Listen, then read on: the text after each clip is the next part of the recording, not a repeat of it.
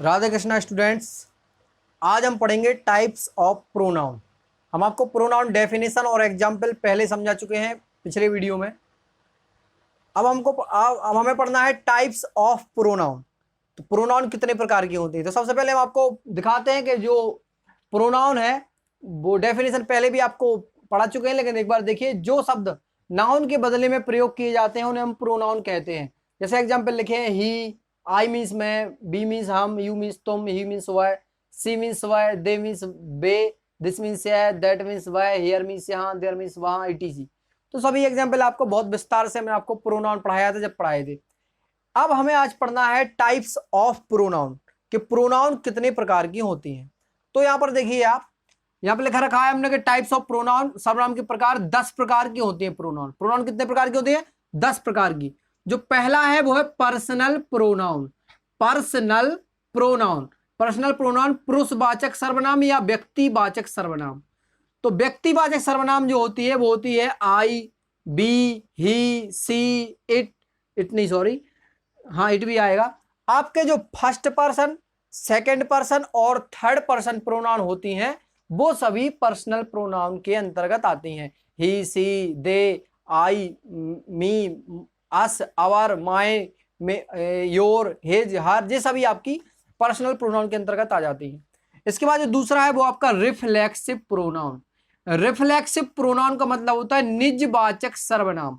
निजवाचक क्या है? निजवाचक मतलब स्वयं, स्वयं शब्द जहां प्रयोग किया जाता है, तो स्वयं शब्द की अंग्रेजी जो हम प्रयोग करते हैं वो आपकी रिफ्लेक्सिव प्रोनाउन होती है। जैसे यहां पे लिखा हुआ है माई सेल्फ, तो माई सेल्फ अगर करता है आपका आई, तो आई के लिए जो स्वयं शब्द होता है वो माई सेल्फ होता है। मैं स्वयं काम करता हूं, मैं स्वयं अपना काम या मैं स्वयं काम करता हूं, तो आई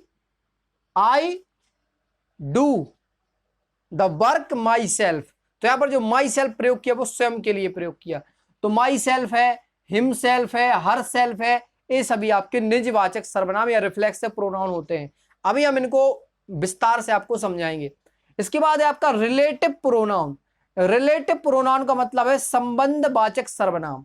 संबंधवाचक सर्वनाम जो संबंध व्यक्त करने का कार्य करती है, और इनका अर्थ डब्ल्यू वर्ड होने पर भी इनका अर्थ जा से निकलता है। जैसे हु मीन्स जब जो हो जाए तो होता है आपका जो रिलेटिव प्रोनाउन, और लेकिन यदि हु मीन्स कौन हो जाए तो आपका होता है जो interrogative pronoun.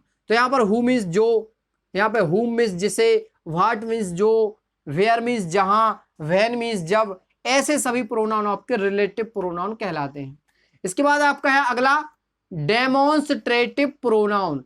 Demonstrative pronoun means संकेतवाचक सर्वनाम। संकेतवाचक सर्वनाम वो होता है जो किसी वस्तु को इंगित करने के लिए, किसी वस्तु को व्यक्त करने के लिए संकेत के रूप में जो शब्द प्रयोग किए जाते हैं। जैसे कि दिस, यह, हमें कोई चीज को बताना यह है तो उसके लिए दिस प्रयोग करते हैं, दैट प्रयोग करते हैं, दीज प्रयोग करते हैं, दोज प्रयोग करते हैं। तो आपके ये सभी डेमोन्स्ट्रेटिव प्रोनाउन होते हैं। पांचवा है आपका interrogative pronoun. Interrogative pronoun means प्रश्नवाचक सर्वनाम। इसका प्रयोग वाक्य को प्रश्नवाचक रूप में बदलने के लिए किया जाता है। जैसे यहां पे लिखा है हमने एग्जाम्पल, व्हाट मीन्स क्या, हु मीन्स कौन, वेयर मीन्स कहां, वाई मीन्स क्यों, व्हेन मीन्स कब, हाउ मैनी मीन्स कितने। ऐसे सभी शब्द आपके प्रश्न इंटेरोगेटिव प्रोनाउन के अंतर्गत आते हैं।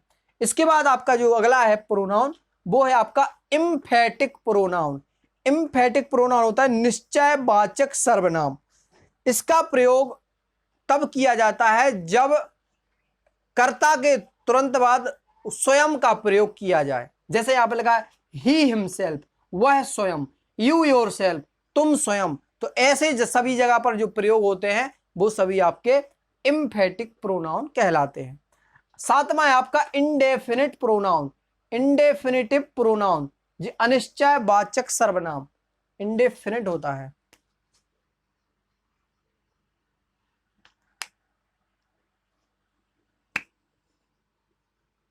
इंडेफिनिट प्रोनाउन मीन्स अनिश्चयवाचक सर्वनाम।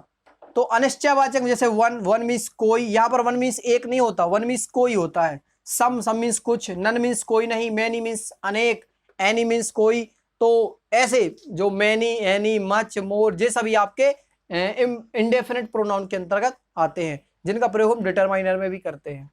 इसके बाद अगला है आपका पजेसिव प्रोनाउन। पजेसिव प्रोनाउन माने अधिकारवाचक सर्वनाम, जिससे हमें ये पता लगता है कि इस पर किसका अधिकार है, मालिकाना हक का पता लगता है। जैसे माइन, माइन मीन्स मेरा, अवर्स, अवर्स मीन्स आप, हमारा, हर्ष, हर्ष मीन्स उसका, योर्स, योर्स मीन्स तुम्हारा, माइन, माइन मीन्स मेरा।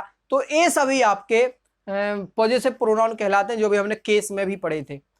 इसके बाद अगला है डिस्ट्रीब्यूटिव प्रोनाउन। डिस्ट्रीब्यूटिव प्रोनाउन व्यष्टिवाचक सर्वनाम। व्यष्टिवाचक सर्वनाम मतलब वितरण सूचक भी इसको बोल सकते हैं। इनका प्रयोग ऐसे, जैसे ईच, ईच मीन्स प्रत्येक, एवरी, एवरी मीन्स प्रत्येक, नाइदर, नाइदर मीन्स ना तो, आइदर, आइदर मीन्स या तो। ऐसे सभी जो आपके इसके अंतर्गत आते हैं, जो डिटरमाइनर के भी अंतर्गत आ सकते हैं, और उसके क्या कहते हैं, कंजक्शन के अंतर्गत आ सकते हैं। आपके जो प्रोनाउन दिए गए हैं तो उनको हम व्यष्टिवाचक सर्वनाम कहते हैं। आपका अगला जो लास्ट प्रोनाउन है वो 10वां है रेसिप्रोकल प्रोनाउन। रेसिप्रोकल जो प्रोनाउन है उसका मतलब होता है पारस्परिकता वाचक सर्वनाम।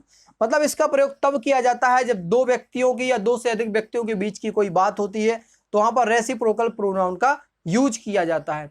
जैसे यहां लिखा हुआ है each other. Each other means आपस में, जब दो लोग के बारे में बात की जाए और वहां पर कोई आपस में कुछ काम करते हैं या बात करते हैं, तो उसको हम ईच अदर बोल सकते हैं। वन एनोदर, वन एनोदर का प्रयोग दो से अधिक लोगों के बीच में कोई काम होता है तो उसके लिए किया जाता है। तो इस प्रकार से आपके 10 प्रोनाउन हमने आपको यहां पर लिखे हुए हैं। टाइप्स ऑफ प्रोनाउन में आपके 10 प्रोनाउन होते हैं, लेकिन इसके जो मुख्य प्रोनाउन है वो है 5, जिनका यूज सर्वाधिक होता है और जिनकी हमें डेफिनेशन, एग्जाम्पल सब कुछ पता होना चाहिए। तो जो पहले से लेके 5वें तक लिखे हैं ये आपके मुख्य प्रोनाउन माने जाते हैं और इनका नॉलेज होना हमें बहुत जरूरी होता है। कितने मिनट? तो अगले वीडियो में हम आपको ए 5 की डेफिनेशन और एग्जाम्पल लिखवाएंगे।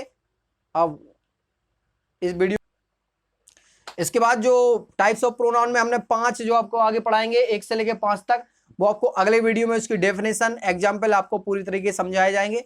धन्यवाद।